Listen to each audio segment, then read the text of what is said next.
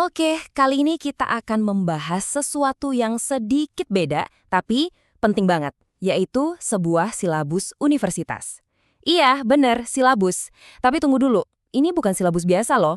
Anggap aja ini kayak jendela, tempat kita bisa ngintip gimana sih generasi profesional teknologi di masa depan itu dibentuk. Pernah nggak sih ngerasa begitu?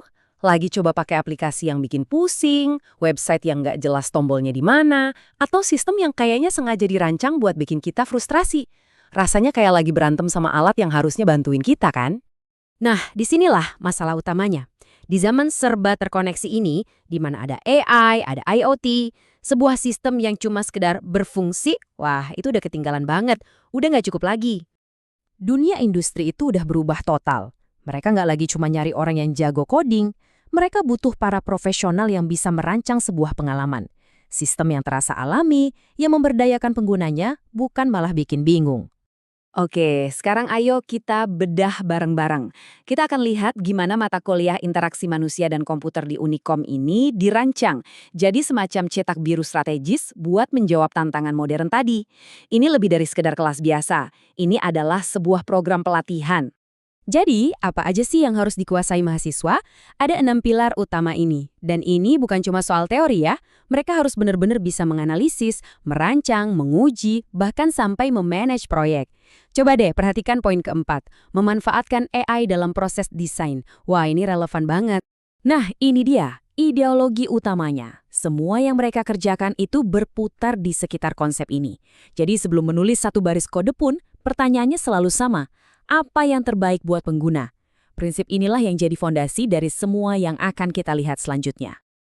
Oke, teorinya keren, tapi gimana praktiknya? Yuk, kita lihat gimana semua prinsip ini diwujudkan cuma dalam satu semester. Gimana sih cara mereka mengubah teori yang abstrak jadi produk yang benar-benar nyata dan bisa diuji? Coba lihat deh, seberapa cepat mereka bergerak. Cuma 3 minggu buat fondasi, terus langsung hajar proyek pertama. Merancang dashboard untuk Internet of Things. Lanjut, proyek kedua, aplikasi mobile buat pertanian cerdas. Ini bukan proyek main-main, ini studi kasus yang relevan banget sama industri sekarang. Ya jelas dong, untuk ngerjain proyek-proyek modern kayak gitu, nggak mungkin kan pakai alat-alat jadul. Kurikulum ini memastikan para mahasiswa dibekali dengan software yang sama persis dengan yang dipakai para profesional di luar sana. Nah, yang menarik di sini adalah detailnya. Mereka pakai Trello buat manajemen proyek yang agile. Terus ada Stage, ini buat bikin rancangan awal atau prototype yang interaktif, jadi bisa diklik-klik gitu. Ada Google Sheets buat nyatet data. Dan yang paling canggih, nih, Google AI Studio untuk bantu analisis dan evaluasi UX. Jadi AI di sini benar-benar jadi asisten desain mereka. Bikin desain yang kelihatannya keren itu satu hal. Tapi gimana cara membuktikan kalau desain itu beneran gampang dipakai sama orang? Nah, ini tantangan yang beda. Di fase inilah semua ide diuji pakai data, bukan cuma sekedar opini atau kayaknya bagus. Proses pengujiannya itu nggak main-main, komprehensif banget. Mereka nggak cuma nanya, kelihatannya bagus nggak? Mereka melakukan evaluasi heuristik berdasarkan prinsip-prinsip yang sudah terbukti. Terus ada cognitive walkthrough, ini kayak kita pura-pura jadi pengguna baru dan nyobain aplikasinya langkah demi langkah. Setelah itu, baru pengujian usability yang beneran, pakai metrik yang jelas, dan yang krusial, memastikan desainnya bisa diakses oleh semua orang.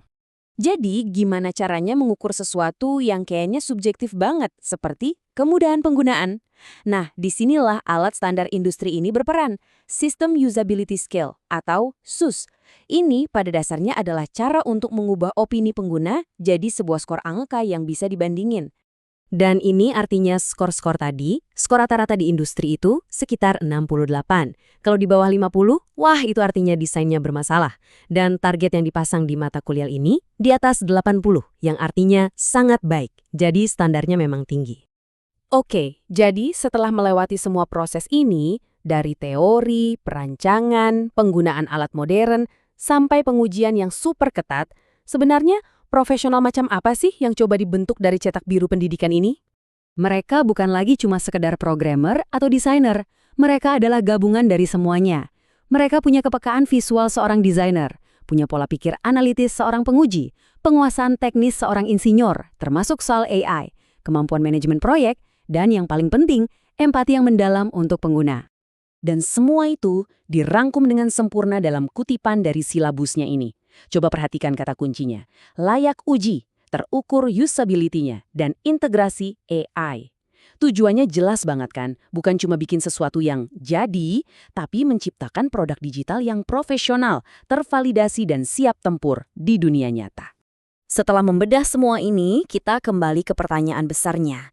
Ketika industri menuntut lebih dari sekedar kemampuan teknis, apakah pendekatan holistik seperti ini yang menggabungkan desain, manajemen, AI, dan empati pengguna adalah model yang harus kita harapkan dari pendidikan teknologi di masa depan? Saya serahkan pada Anda untuk memikirkannya.